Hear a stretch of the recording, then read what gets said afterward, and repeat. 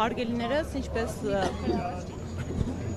ինչպես պարոն Վարդևանյանը ներկայացրեց, այսօր առաջին նիստներ ընթացակարգային, տեխնիկական, աշխատակարգային հարցերով սկսեցինք նիստը։ Ամենակարևոր հանրային ուշադրության ներքո գտնվող հարցը ևս մեկ դատավորի անաչառության հետ կապված օբյեկտիվ խնդիրներն էին,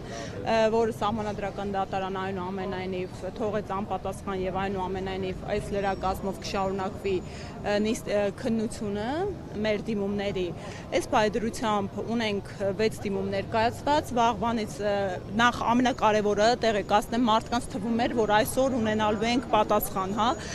հանրային ընկալումը այնպիսին էր, որ այսօր ինչպես կենտրոնական ընտրական հանձնաժողովի ընթացակարգով է, մի քանի ժամ է նիստը տևելու եւ ունենալու ենք որոշում։ Սահմանադրական դատարանի պարագայում այդպես չէ, այստեղ ավելի երկարաժամկետ քննություն է ընթանում, որովհետեւ նախ աննախադեպ պատմական իրադարձություն ունենք, որ 7 քաղաքական ուժ դիմումներ են ներկայացվել, բավականին ծավալուն դիմումներ են, բավականին շատ են փաստական հանգամանքները, որոնք պետք է քննվեն այս 15 օրերի ընթացքում, ըստ Սահմանադրական դատարանի մասին Սահմանադրական օրենքի 15 օր է տևելու մինչև հուլիսի 4-ը։ Եվ մենք ըստ էության, ինչպես Սահմանադրական դատարանը արձանագրեց, ամեն օր նիստ կունենանք, հավանաբար նաև կիրակի օրերը, այնպես որ հիմա հաջորդ նիստը տեղի ունենալու վաղը մեկնարկելու է ժամը 11-ից։ Շնորհակալ եմ։